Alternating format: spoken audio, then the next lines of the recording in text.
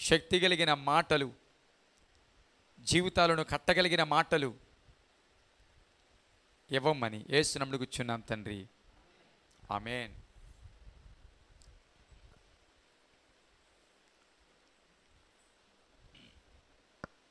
దేవునికి స్తోత్రము కలుగును గాక. హల్లెలూయా, హల్లెలూయా. వాక్య భాగాన్ని చదువుకుందాం. కీర్తనల భాగము నుండి 132వ సంకీర్తన. కీర్తనల గ్రంథము 132వ సంకీర్తన, పేజీ నంబరు 522. Page number 522. కీర్తనల గ్రంథము నుండి 132వ సంకీర్తన, మొదటి చరణము. అందరూ నాతో పాటు ఈ వచనం తెలియపరచండి, చెప్పండి. యెహోవా దావీదునకు కలిగిన బాధలన్నిటినీ అతని పక్షమున జ్ఞాపకము చేసుకొనుము.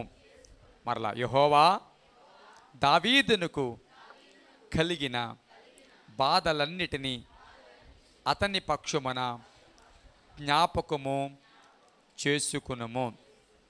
రైట్, నా వైపు చూడండి. మొదటిగా దేవునికి వందనాలు తెలియపరుస్తూ ఈ ఉపవాస ప్రార్థన కోడికకు వచ్చినటువంటి మీ అందరికీ నా హృదయపూర్వకమైన శుభములను తెలియపరుస్తూ ఉన్నాను. అలాగే కార్యక్రమాన్ని వీక్షిస్తున్న వారికి కూడా నా ప్రత్యేకమైన హృదయపూర్వకమైన వందనాలను నేను తెలియపరుస్తూ ఉన్నాను. ఈ 132వ సంకీర్తన ఇది యాత్ర కీర్తనగా, ఇది దావీదు కీర్తనగా మనకి కనబడుతూ ఉంది. ఇందులో ఒక విన్నపము మొదటి వచనంలో కనబడుతుంది. ఒక విన్నపం. అది ఎవరిని బట్టి అంటే, బైబిల్ గ్రంథంలో మహాభక్తుడు అని అనిపించుకున్న, గొప్ప వంశోద్ధారకుడు అని అనిపించుకున్న, గొప్ప భక్తిపరుడు నేను అనుకుంటాను. బైబిల్ గ్రంథంలో మొత్తం ఆదికాండము నుండి ప్రకటన గ్రంథం వరకు చూచినట్లయితే దావీదంత భక్తిపరుడు, లేకపోతే దావీదంత ఆసక్తి కలిగిన వాడు బహుశా పాత నిబంధన గ్రంథంలో మరొకడు కనబడేమో. క్రొత్త నిబంధన గ్రంథంలో కొంతమంది వ్యక్తులు ఉన్నారు, కానీ పాత నిబంధన గ్రంథంలో దావీదులాగా దేవుణ్ణి ప్రేమించిన వారు, దావీదులాగా దేవుడంటే ఇష్టపడిన వారు బహుశా మరొకరు ఉండరేమో. అబ్రహాము, ఇస్సాకు, యాకోబు వీళ్ళందరూ ఉన్నారు, కానీ దావీదుకున్న అనుభవాలు, దేవుడి మీద, దేవుని సన్నిధి మీద దావీదుకున్న అంత ప్రేమ, అభిమానము, ఆశ మరొకరి జీవితాలలో పెద్దగా అంతగా కనబడదు. అంత అద్భుతమైన ఆత్మీయుడు, భక్తిపరుడు.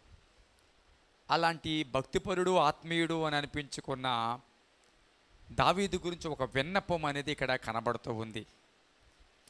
ఏమిటి ఆ విన్నపం అంటే, యెహోవా దావీదుకు కలిగిన బాధలన్నిటినీ అతని పక్షమున జ్ఞాపకము చేసుకొనుము. పాత నిబంధన గ్రంథంలో ఎవరైతే భక్తిపరుడు అని అనుకుంటున్నామో, ఎవరైతే దేవుని హృదయానుసారి అని బైబిల్ సాక్ష్యమిస్తుందో, ఎవరైతే దేవుని పట్ల పిచ్చి ఆసక్తి కలిగిన వాడు అని మనకి కనబడుతుందో, ఆ వ్యక్తి పరిస్థితి ఎట్లాగుందంటే దావీదుకు కలిగిన బాధలన్నిటిలో. ఇలాంటి భక్తిపరుడైన దావీదు జీవితంలో ఏం కనబడుతున్నాయంట? బాధలు. అతనికి కలిగిన అనేకమైన బాధలన్నిటినీ.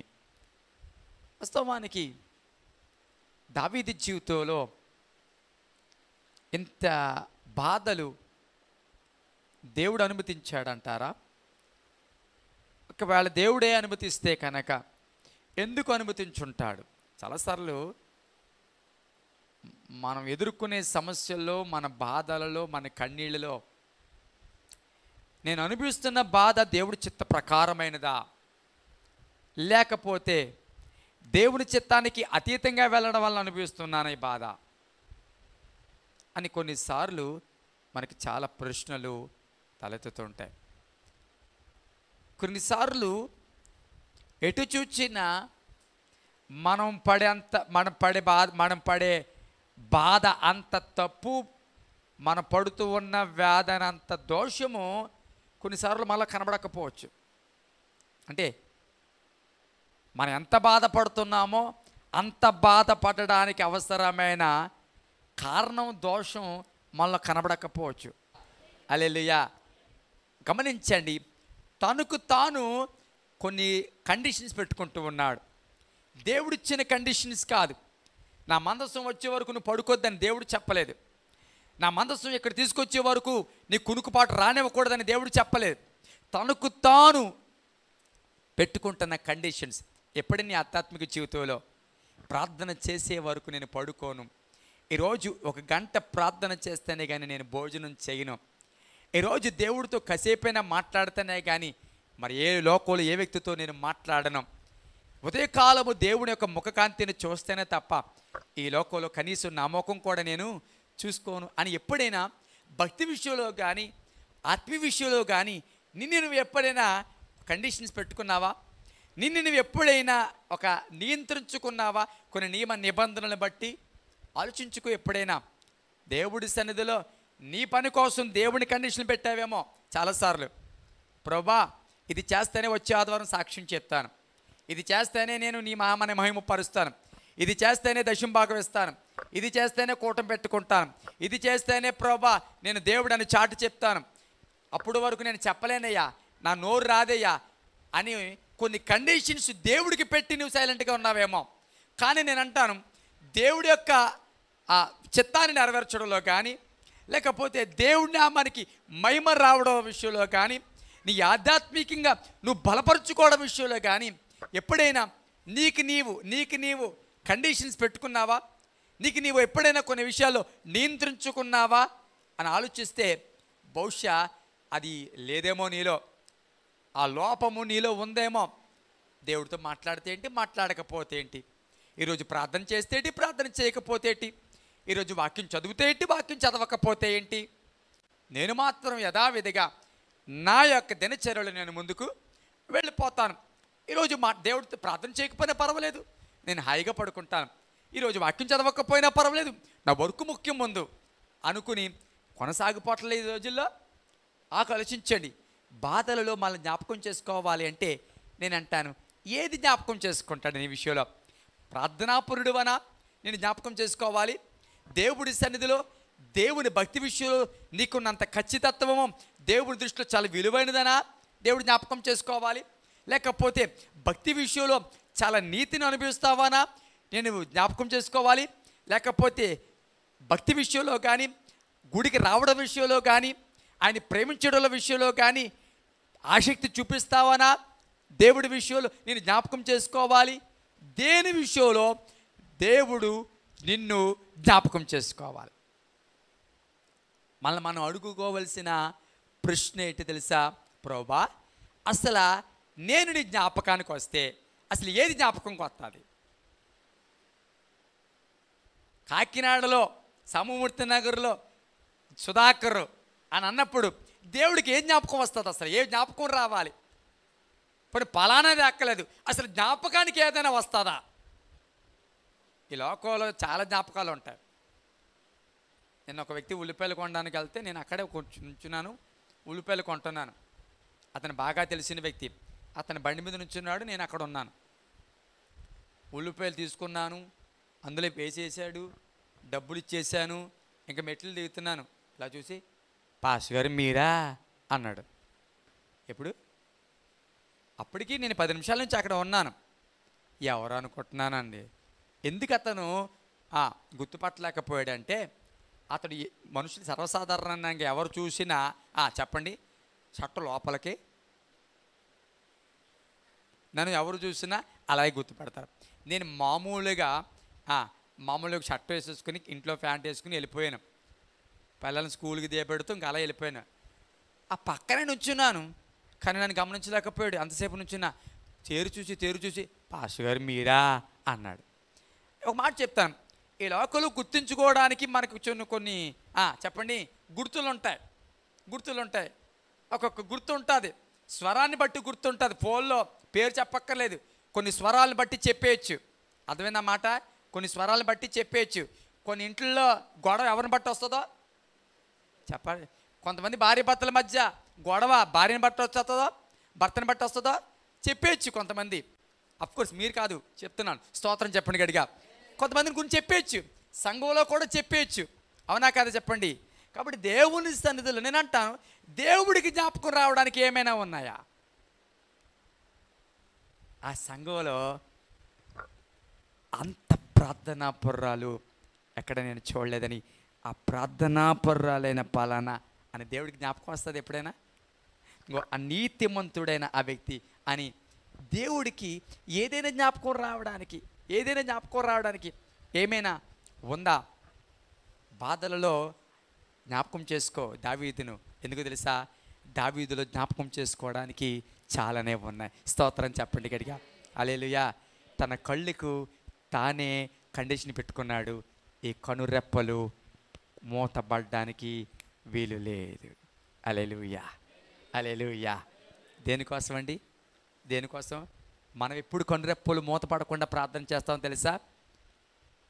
ఎప్పుడు పడతాం చెప్పండి? ఈ జ్వరం నా కూతురికి రాత్రి తగ్గితేనే కానీ నా కనురెప్పలు మూతపడవు. ఆ వచ్చి లిస్టులో నా పేరు లేకపోతేనే కానీ, ఉద్యోగం అనేది నాకు రాకపోతే, నేను రేపు వెళ్తున్న ఇంటర్వ్యూలో నేను సెలెక్ట్ అయ్యే వరకు నా కనులకు కొనుకు రానివ్వను. కానీ నేనంటాను, తన సొంత వాటి కోసం కండిషన్ పెట్టుకోలేదు. దేవుడు మందిరం విషయంలో, మందసం విషయంలో తన కండిషన్ పెట్టుకున్నాడు. దేవుని మందసము మరలా గుడారములకు వచ్చే వరకు కూడా నేను మంచం ఎక్కను. హల్లెలూయా. నేను మంచము ఎక్కను, పరుండుకోను, నా కన్నులకు కునుకుపాటును రానివ్వను. దేవుడు జ్ఞాపకం చేసుకోవడానికి ఉంది. దేవుడు జ్ఞాపకం చేసుకోవడానికి దావీదులో ఆసక్తి ఉంది. దేవుడు జ్ఞాపకం చేసుకోవడానికి మందసం పట్ల, దేవుడి సన్నిధి పట్ల దావీదుకి అమితమైన ప్రేమ ఉంది. ఎంత భోగం కలిగిన వాడు, ఎంత అద్భుతమైన స్థితి కలిగిన వాడు కానీ ఏ రోజు కూడా తన సింహాసనాన్ని బట్టో, తన ఘనతను బట్టో చెప్పండి, ఏ రోజు కూడా దావీదు ప్రాకులాడలేదు. దావీదు చెప్పండి గర్వపడలేదు, అతిశయించలేదు. దేవునికి స్తోత్రం చెప్దాం గట్టిగా. హల్లెలూయా. దేవుడి సన్నిధిలో మన బాధలలో మన జ్ఞాపకం చేసుకోవడానికి, మన బాధలలో నుంచి ఆయన విడిపించడానికి, మన బాధలలో మనకు సహాయము చేయడానికి, మనల్ని జ్ఞాపకం చేసుకున్నప్పుడు ఆయనకి జ్ఞాపకం వచ్చేవి ఏమైనా ఉన్నాయా? దావీదు జీవితంలో దేవుడి విషయంలో తనకు తాను పెట్టుకున్న కండిషన్, తనకు తాను నియంత్రించుకున్న ఆ యొక్క పరిస్థితిని దేవుడు జ్ఞాపకం చేసుకుంటూ ఉన్నాడు. ఒక మాట మీకు జ్ఞాపకం చేస్తాను. యోబు గ్రంథంలోకి ఒకసారి వద్దాం. 27వ అధ్యాయము. యోబు గ్రంథం 27వ అధ్యాయము. యోబు ఇంకను ఉపమాన రీతిగా ఇట్లా నేను పేజీ నంబరు 438, పేజీ నంబరు 438. యోబు ఇంకను ఉపమాన రీతిగా ఇట్లా నేను, నా ఊపిరి ఇంకను నాలో పూర్ణముగా ఉండుటను బట్టియు, దేవుని ఆత్మ నా నాసికారంధ్రములలో ఉండుటను బట్టియు, నా న్యాయమును పోగొట్టిన దేవుని జీవము తోడు, నా ప్రాణమును వ్యాకులపరిచిన సర్వశక్తిని తోడు, నిశ్చయముగా నా పెదవులు అబద్ధము పలుకటలేదు, నా నాలుక మోసము నుచ్చరింపటలేదు. మీరు చెప్పినది న్యాయమని నేనేమాత్రమును ఒప్పుకొనను. మరణమగు వరకు నేను ఎంత మాత్రము యథార్థతను విడువను. నా నీతిని విడవక గట్టిగా పట్టుకుందును, నా ప్రవర్తన అంతటి విషయంలో నా హృదయము నన్ను నిందింపదు. హల్లెలూయా, హల్లెలూయా.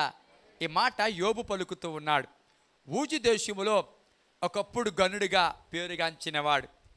ఒకప్పుడు కుటుంబం అంటే యోబు కుటుంబం అయ్యా, జీవితం అంటే యోబుదయ్యా, ఆశీర్వాదం అంటే యోబుదయ్యా.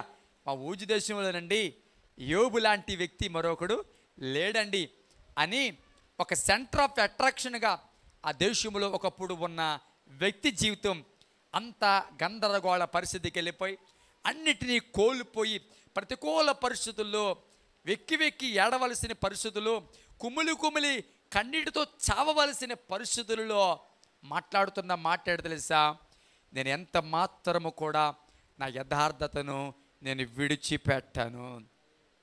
ఏమంటున్నాడు? ఎంత మాత్రమును నా యథార్థతను నేను విడవను, నా నీతిని విడవక గట్టిగా పట్టుకుంటా, నా ప్రవర్తన అంతటి విషయంలో నా హృదయం నన్ను నిందించదు.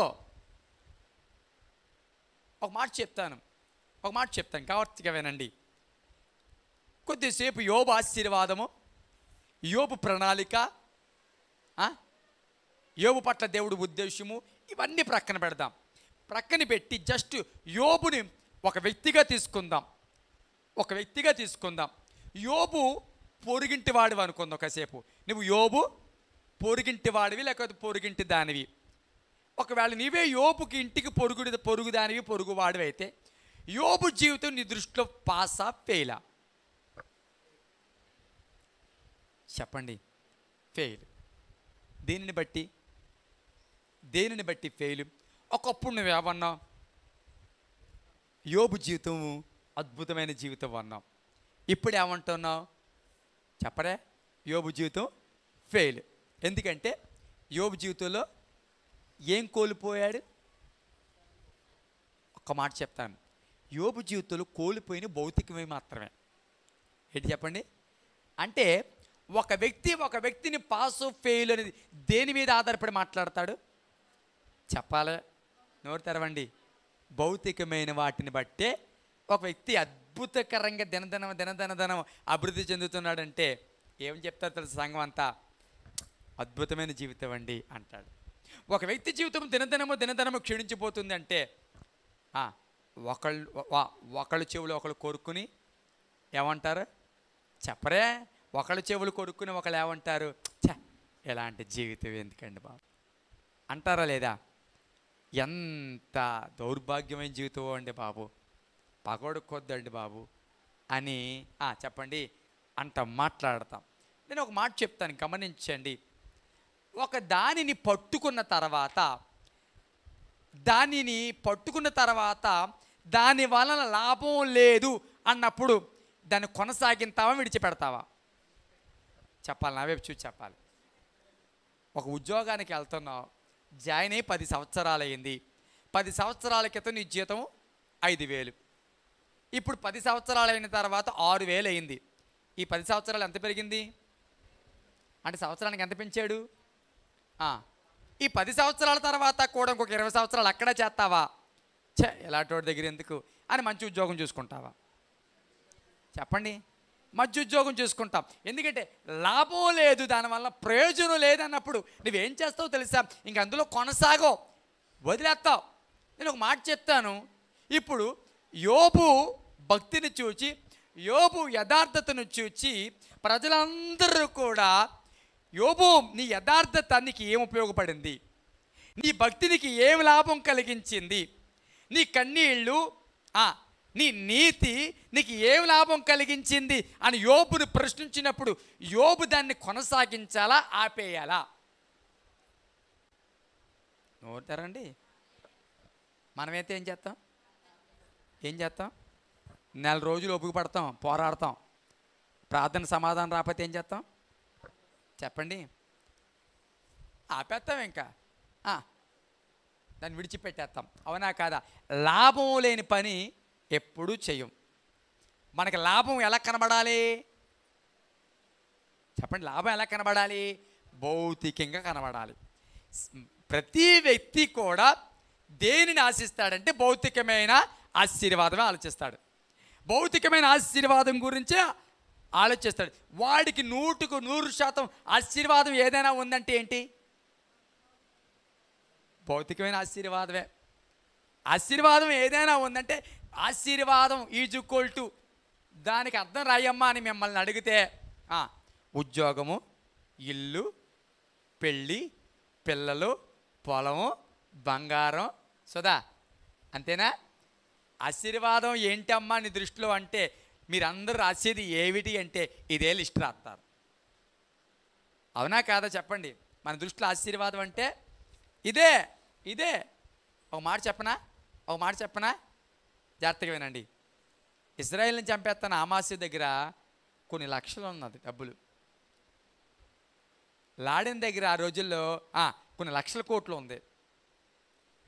వీరప్పన్ దగ్గర చెప్పరా లక్షల కోట్లు ఉంది. ఇప్పుడు చెప్పండి, వాళ్ళు ఆశీర్వదించబడిన వారేనా? బుర్ర అర్థం కూపుతున్నావు? ఆశీర్వదించబడిందేనా? చెప్పలేకపోతున్నావు, చూసావా? మరి చెప్పండి, ఇప్పుడు ఆశీర్వాదం అంటే అదే కదా. చాలా ఇల్లు ఉన్నాయి, చాలా డబ్బులు సంపాదించాడు. పోనీ వాళ్ళు ఏదో స్మగ్లింగ్ చేశారండి అనుకోవచ్చు. పోనీ మామూలుగా కొంతమంది వ్యక్తులు చూసుకుందాం, అంబానీ గారిని చూసుకుందాం. పోనీ అతనికి ఎంత డబ్బు ఉందో తెలుసు కదా. ఇప్పుడు మనందరి దృష్టిలో అతను ఎవడు? ఊజి దేశంలో చెప్పరే, ఊజి దేశంలో యోబులాటాడు. అవునా కాదా? ఇప్పుడు యోబుకి అతనికి సమానమని చెప్దామా? యోబు ఎంతో బైబిల్ గ్రంథంలో భారతదేశంలో ఆయన అంతని చెప్పగలవా? ఎందుకు చెప్పలేవు? అన్నీ మీ ఇష్టమేనేటి? అన్నీ మీ ఇష్టమే, ఎందుకు చెప్పలేవు? చెప్పండి, ఎందుకు చెప్పలేవు? అతనికి మంచి కుటుంబం లేదా? మంచి ఆరోగ్యం లేదా? చెప్పండి, డబ్బు మంచి ఉందా లేదా? ఏది ప్రారంభించినా చక్కటి ఫలితాలు వచ్చేస్తాయి. అవునా? రూపాయికి పడితే 10 రూపాయలు లాభం అన్నట్టుగా ఉంటుంది. ఇప్పుడు మరి యోజు దేశంలో యోబు ఆస్వాదించబడినట్టుగా ఆస్వాదించబడ్డాడు. ఇప్పుడు యోబుని ఈయన ఒకటని చెప్దామా? చెప్పలేం. కారణం ఏంటి తెలుసా? దేవుడు ఒక వ్యక్తిని భౌతికంగా ఆశీర్వదించినంత మాత్రాన, భౌతికంగా వృద్ధి చెందినంత మాత్రాన ఆ వ్యక్తి దేవుని దృష్టిలో పరిపూర్ణ నీతిమంతుడు అనుకోవడానికి బైబిల్ ఒప్పుకోదు. హల్లెలూయా, హల్లెలూయా. అదే ఆశీర్వాదం అంటే నేను అంటాను, ఆశీర్వాదం అసలు ఏంటో ప్రశ్న వేసుకోవాలి మనం. అదే ఆశీర్వాదం అనుకుంటే, జాగ్రత్తగా వినండి, అదే ఆశీర్వాదం అని నీవు అనుకుంటే కనుక ఈ రాత్రి ఒక ప్రశ్న వేసుకోవాలి, నిజంగా అదే ఆశీర్వాదమా? అదే ఆశీర్వాదం అయితే ఆయన యోబు ఒకటే. గమనించండి, యోబు ఏమంటున్నాడు తెలుసా? ఇలాంటి బాధలలో, ఇలాంటి వేదనలలో నేను యథార్థతను విడిచిపెట్టే, లాభం లేనిది ఇంకా ఎందుకు, ప్రయోజనం లేనిది ఇంకా ఎంతనాళ్ళు కొనసాగెత్తావు? భార్య ఏమందో చెప్పండి. ఇంక ఎన్నాళ్ళు యథార్థత అంటావు? ఇంక ఎన్నాళ్ళు ప్రార్థన అంటావు? దాని వలన ఉపయోగం లేదని తెలిపోయింది. దేవుడు అన్యాయస్తుడని తెలిపోయింది. మంచోళ్ళకి దేవుడు మంచోడు కాదు, భక్తులకి మంచోడు కాదు, యథార్థవంతులకి ఆయన దగ్గర చోటు లేదు, కన్నీళ్ళకి ఆయన దగ్గర చోటు లేదు. నీలాంటి ప్రార్థనాపరుడు ఉంటాడా? నీకు ఇలాగ ఉదయకాలమే సూర్యోదయంలోకి ముందుగానే ఆ నైవేద్యం ఇచ్చేవాళ్ళు ఎవరైనా ఉంటారా? ఇలాగూ హోమం చేసేవాళ్ళు ఉంటారా? యథార్థంగా బ్రతికిన వాళ్ళు ఉంటారా? చెడుతనాన్ని విసర్జించిన వాళ్ళు ఉంటారా? ఇంత దానికి నీకు తగిన ప్రతిఫలం దొరకలేదు కాబట్టి ఇంక యథార్థతను విడిచిపెట్టే. ఈ వాక్యం వెండి ప్రియబిడ్డరా, నీ జీవితంలో కొన్నిసార్లు బాధలు వ్యాధులు కలిగినప్పుడు బంధువులు స్నేహితులు చెప్పే మాట ఏంటి తెలుసా? నువ్వు చేస్తున్న భక్తి వల్ల నీకు ఏమీ ప్రయోజనం లేదంటారు. నువ్వు ఇంకా ఎదురు చూడటం వల్ల ప్రయోజనం లేదు, ఇంకా దేవుడు అనడం వల్ల ప్రయోజనం లేదు, ఇంకా ఆయన మీద ఆధారపడి ఇంకా చేస్తాడని నిరీక్షణ కలిగితే నీలాంటి తెలివి తక్కువది, నీలాంటి ఎర్రిది ఇంకొకటి ఉండదు అని ప్రపంచం చెప్తారు. అంతేనా? చెప్పండి. దేవుడి సన్నిధులు నమ్మకంగా ప్రతి దాంట్లోనూ ఇస్తూ ఉన్నావు అనుకో, నమ్మకంగా ఇస్తున్నప్పుడు నువ్వేం ఆలోచిస్తావు చెప్పరే? నమ్మకంగా ఉన్నప్పుడు చెప్పండి, నీ పర్సు నిండుగా, చెప్పండి, నీ బీరువా నిండుగా ఇది ఆశిస్తావు. నువ్వేమో ఎవడో ఒక రూపాయి కదా, ఒక్క పైసా కూడా అబద్ధం ఆడకుండా దేవుని సన్నిధిలో అంత ముందు ఉంటూ ఉంటే, నీ జేబు నీ పర్సు ఎప్పుడు ఖాళీగా ఉంటూ ఉంటే నీకేమొస్తో తెలుసా ప్రశ్న? నా నమ్మకత్వం వల్ల నాకేవీ ప్రయోజనం కనబడటం లేదు, నా యథార్థత వల్ల నాకేవి, నేనంటాను కనబడలేని దానికి ఇంకా కొనసాగించడం ఎందుకు? సమాధానం పొందనేటప్పుడు ఇంకా ప్రార్థనలో కొనసాగడం ఎందుకు? దేవుడి సన్నిధిలో ప్రార్థనకి సమాధానం రానప్పుడు ఇంకా గోజాడడం ఎందుకు? ఇది లోకం చెప్పే ప్రశ్న. కానీ ఒక మాట చెప్తాను, జాగ్రత్తగా వినండి. యోబు అట్లా అనలేదు. యోబు ఏమన్నాడు తెలుసా? బాధ కలిగిన ఇబ్బందులే ఉన్నాం, చెప్పుకోవడానికి ఎవ్వరూ లేరు. నేను ఒక మాట చెప్తాను. ముగ్గురు స్నేహితులు వచ్చారు. ముగ్గురు స్నేహితులు ఎందుకు వచ్చారు తెలుసా? జాగ్రత్తగా వినండి. ముగ్గురు స్నేహితులు ఎందుకు వచ్చారు? వాస్తవానికి ఆదరణ కోసం వచ్చారు అన్నట్టుగా వాక్యం ఉంది, కానీ బాధలుగా కర్తలని అన్నాడు. వాస్తవానికి వీళ్ళు ముగ్గురు ఎందుకు వచ్చారు తెలుసా? దేవుడు సాతాను ముందు యోబును ఓడించడానికే సాతాను వీళ్ళు వాడుకున్నాడు. అదేందన్నమాట. వీళ్ళు ముగ్గురినన్న బట్టి చెప్పండి, యోబు మార్పు వచ్చేస్తాదేమో. సో యోబు తిట్టుకుని యోబు ఇంక విడిచిపెట్టేసి ఆ దేవుని బాహాటంగా దూషించి విడిచిపెట్టేస్తాడేమో అని అనుకున్నారు. అవ్వలేదు. చివరికి భార్యను ఉపయోగించుకున్నాడు. భార్య ద్వారా కూడా చెప్పండి యోబు ఓడిపోలేదు. శరీరం చెప్పండి అన్ని రకాలుగా ఉపయోగించుకున్నాం, యోబు ఎక్కడా ఓడిపోలేదు. నేను ఒక మాట చెప్పనా, యోబును బాధలలో జ్ఞాపకం చేసుకోవడానికి యోబులో ఏవి కనబడకపోయినా నేనంటాను యోబులో అన్నిటికంటే గొప్పది కనబడింది తెలుసా? యోబు విడవకుండా చూపించిన యథార్థత. హల్లెలూయా. విడవకుండా చూపించిన యథార్థత, విడవకుండా చూపించిన నీతి దేవుని దృష్టిలో కనబడింది. అది దేవుడు జ్ఞాపకము చేసుకున్నాడు. నేనంటాను యోబులో చెప్పండి, యోబుకున్న యథార్థత, యోబుకున్న నీతి, యోబుకున్న మనస్సాక్షి చెప్పండి దేవుడి సన్నిధిలో దేవుడికి జ్ఞాపకం వచ్చాయి. నీ బాధలలో దేవుడికి జ్ఞాపకం రావడానికి ఏమైనా ఉందా? దేవుడికి జ్ఞాపకం తీసుకొచ్చేవి, జ్ఞాపకాన్ని కలిగించేవి ఎందుకు లేవండి పాస్టర్ గారు? అందరికంట సంఘంలో కునుపాట్లు ఎక్కువగా నేనే పడేవాడిని కాదండి. ఎందుకు తెలియదు పాస్టర్ గారు? అందరికంటే ముందు వచ్చి కూర్చునేదాన్ని కదండి. దేవుని సన్నిధిలో నేను అంటాను, దేవుడికి కనబడవలసింది మన పై వేషం కాదు.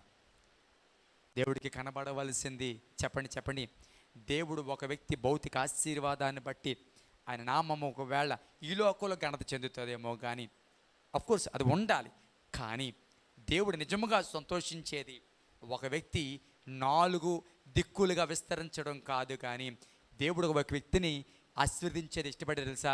ప్రభువా నేను ఎక్కలేని ఎంతైనా కొండ మీద ఎక్కించు అని ప్రార్థన చేసేవాడిని బట్టే. హల్లెలూయా.